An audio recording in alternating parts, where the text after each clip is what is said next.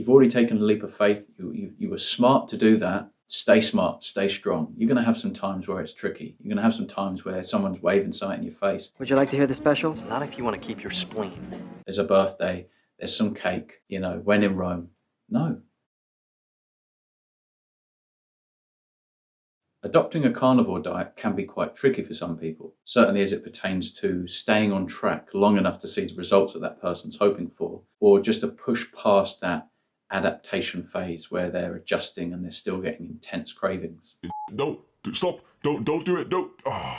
Maybe you're just tempted because you're going out with your friends. There's a celebration over the weekend and there's these foods and different smells and it's like, oh man, that's really difficult to resist. I mean, I did struggle with carb cravings. I was certainly addicted to sugar, whether it came from cereal or bread. I loved pasta, craved a dessert at the end of my meal. Does anyone want dessert? I'll have the souffle. I think there's a lot of learnt behavior going on. There's a lot of just habits that are very deep.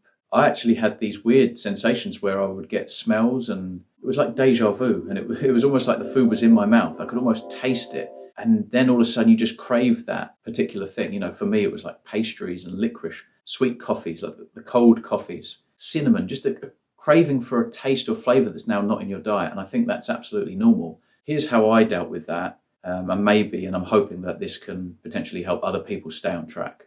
For me, it was just about mindset. Most of us are doing this, obviously for health, right? But many of us are doing this because we're actually already in a situation where we're in danger with our health or we're fed up. I think it's important to realize that the foods that you loved so much didn't love you.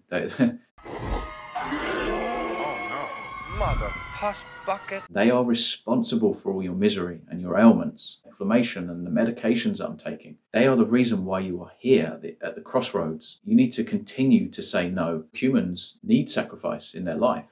I think you're rewarded greatly for it. I think it's because we make some very unique mistakes as humans. Not intentionally, right? I mean, I thought I was consuming nothing but foods. If you think about the definition of food, to me, human compatible substrate that's going to offer you complete nourishment and doesn't contribute towards inflammation on your cells and your organs, your tissues, that's food. Plants don't meet that criteria because all plants cause inflammation with the sugar, with the fiber, the anti-nutrients. Certain people are very sensitive to different metabolites, lectins, oxalate, polyunsaturated fats even for some people. Some people are very sensitive. So these don't qualify as food, right? So you think, okay, my food is my meat and my eggs and the fat, the butter, the salt, drink water, but you're going to be tested along the way. It's not going to be easy. You're not going to just switch diets, feel optimal right off the bat and, it's a breeze and get nothing but miraculous results. For some people, they have to really see this out for a long time. Could be 3 months, could be 6 months. 6 months later. For some people, certain problems continue to improve, but require maybe 2 years before they're at 90%. My advice would be to change the way you look at the food. So stay strong, stay on the path, look towards your goals, look towards the picture of health that you hope to find in yourself and in your life. So the second tip is similar in that it is somewhat how you look at it and the mindset, but the people that are making these foods are evil, right? They're like they produce these foods. And if I cave in and I give in, I'm entertaining those evil people. They've screwed me once. I'm not going to allow you to do that to me again. If I'm going to end up in a bad situation, that's going to be on me. If you're lucky, you might just enjoy a few minutes before you feel regret. I immediately regret this decision. Before you feel something wrong in your digestive tract, some kind of inflammation or a reaction the next day, it's not worth it. So I think that we need to look at it like realistically. The people that make this available to the public in the stores and how that affects humans and health and our children, their mouths, their teeth, their eyes, their bodies, their development. There's no way I'm going to entertain these people that like poisoning society on a birthday. For me, I just don't understand this whole birthday cake thing. I don't get it. There's so much garbage gone into that. The flour, the sugar, the colours, the flavours, even the fruits. Now, Milton, don't be greedy. Make sure everyone gets a piece. There's no way. First of all, I'm worth more than that. If I slip up, I have myself to blame. I'm going to feel inflamed. I'm going to wake up and regret and berate myself, and rightfully too, right? You idiot. Why did you do that? Do you realize what you've done? Certainly when you look at my baseline that was just misery and desperation, me beating myself up, both physically and mentally, quite literally. I don't want to have to punish myself, even with my thoughts. Know your worth. You've already taken a leap of faith. You were smart to do that. Stay smart, stay strong. You're going to have some times where it's tricky. You're going to have some times where someone's waving something in your face. There's a birthday, there's some cake, when in Rome. No, I think that we should be very strict. I've realised how strict actually I am. If I stay on track, no matter how hard it is, by the time the end of the day comes, I'm proud of myself. I feel good. I'm in a good mood. That food used to control me, and there's no way that food's ever going to control me ever again. I'm in control now. Look at me, sure. I'm the captain now. I've got to live with myself. Everywhere I go, there I am. And so I don't need that. And that feels really good. It's honestly liberating to find yourself in that position. And it took me, 3 weeks to feel like, wow, this is now the way of life that I'm going to continue to live. But 4 months of cravings that would come and go. I remember getting a little bit of a cold, actually. And when I have a cold, in the past, I would always have like toast and Bovril. And different things like lemon. And so I was craving all these things that I would associate with being ill. And that just made it really tricky. I was like, oh man, I was nearly there. And now I'm getting these cravings again. But it's like, nothing's changed. I know that those things that my body's going, oh, give me some of that. It's not food. It's not good for me. It's not going to serve me very well. I will feel like I have to start all over again. Am I going to feel depressed for a few days? I don't know. But that's not an experiment I want to carry out. I think for people that don't feel such miraculous results, they do feel like, I don't know, it's not enough incentive. And then they slip up and then they pay for it. It's like, oh, right, okay. And then you jump back on the wagon and, okay, this time. I spoke to so many people that's like their 4th or 5th or 6th time trying to go carnivore. They haven't even seen out 8 weeks. And so for those people, I would just say, don't entertain these greedy, horrible, evil companies that are poisoning society. Be in control of your food and not the other way around. And choose to look at it like these foods that I love so much hated me.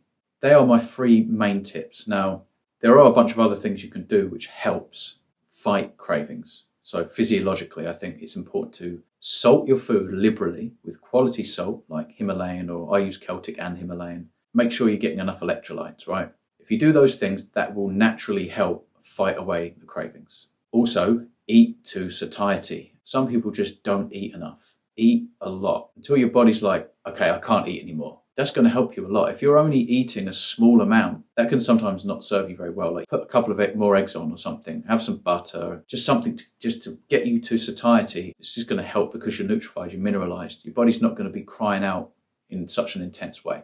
I do encourage people try and mix up the diet a little bit. If they're struggling with variety, experiment with different cuts of meat. So some lamb cutlets and some salmon. If you just have scrambled eggs and ground beef all the time, and some people can't afford any more than scrambled eggs and ground beef, and that's fine, but there are other things you could do. Maybe you could make a burger instead, and it's just going to have a little bit of a different taste. You could put your ground beef together with some egg yolks, fried eggs on the side, and have a burger and dip it in, and I don't know, just mix it up rather than having the exact same amount of eggs, the same time, and I think that you do get to a stage that when you are hungry, and you're genuinely hungry and not just craving, you're happy to eat eggs, you're happy to eat ground beef. So yeah, why not try adding some different things into the diet? If you haven't had mackerel, if you haven't had duck eggs, these little things, they could just make it interesting. You deserve to see this out, stay on track and get all of the benefits and come off the meds, improve that marker. It's really rewarding. My thing at the moment is almost like a little 3-course meal.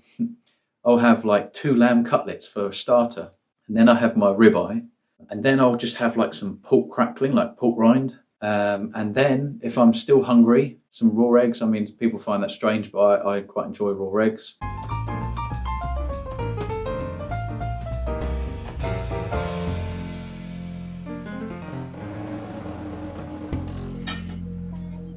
Shows your face. That's pretty much the routine with me. Or sometimes if I do 2 meals in a day, which is maybe 2 or 3 times during the week, I either have scrambled eggs or I have raw eggs, and then I'll go towards 4 or 5, and then I'll have my steak and maybe some eggs. But usually I just have a lot of meat, ribeye, some lamb fat or some beef fat thrown in there. If I don't have that, maybe butter. Bone marrow is another thing, a great way of getting the fat up. We're all different. So some people just need to add more salt and eat more. Some people just need to change their mindset and they're all good. Some people just need to push past for another 2 weeks and they're all good. But some people, they may need to do all of the above. I mean, if I've missed any obvious tricks and tips, please put it in the comments. Hopefully people that watch this video, if they don't benefit from my suggestions, then something in the comments might be really inspiring. So anyway, I do appreciate you stopping by and watching the video. See you in the next one.